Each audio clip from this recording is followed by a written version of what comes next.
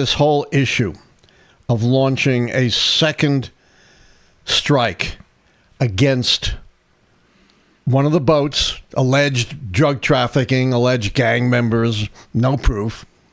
A second strike when the boat is not sunk and there are two survivors clinging to the side of the boat. And the story keeps changing. Imagine that, Sam. No. First, it was all a fabrication. No such thing about a second strike that killed these two survivors. And oops, yes, we have to admit there was a second strike, but it wasn't something that Hegseth ordered. Rather, it was the responsibility of the military commander, Admiral Bradley. Now we're even hearing Hegseth wasn't even in the room when the second strike occurred, that he had left the room and certainly did not order the second strike and certainly did not order the killing of survivors. You know, Harry Truman was famous for saying, the buck stops here.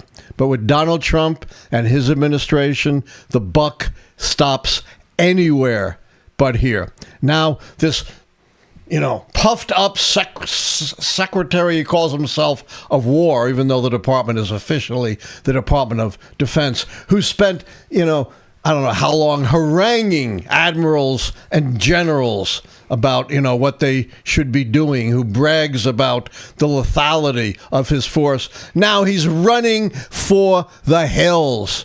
It's Chicken Little, not the mighty warrior. And it gets worse. They keep digging. You say when you're in a hole, stop digging. Well, they keep digging. Here's what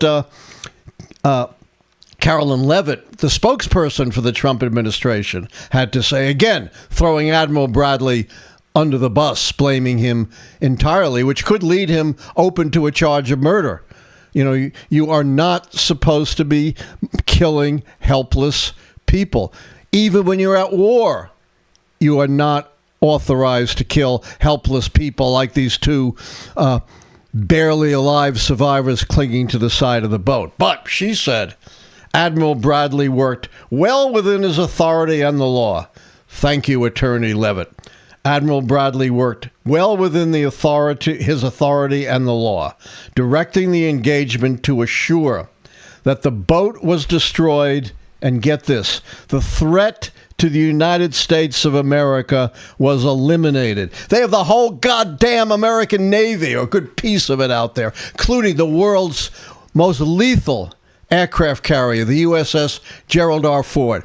And what threat to the United States of America did this disabled boat with two desperate survivors clinging to the side pose? Tell me. Zero. What possible threat could that have posed? And when the enemy is out of combat, helpless, poses no threat, there is no legal authority under which you can kill them. End of story. And by the way, Trump and Hegseth are talking about the former astronaut and war pilot Mark Kelly and others, saying you have a right not to obey unlawful orders. Guess who said that during the Obama administration? We had a different president. Pete Hegseth. We saw the exact clip. This wasn't, some lunatic reporter. This was an actual clip of Hegseth himself saying you should not have to follow unlawful orders, essentially saying the same thing that Mark Kelly and the other former veterans and former employees of the intelligence communities had to say. Exactly the same thing. But now it's sedition punishable by death. When Obama was president, it's just fine. Thanks for watching our video. And don't forget to like, subscribe, and become a member today.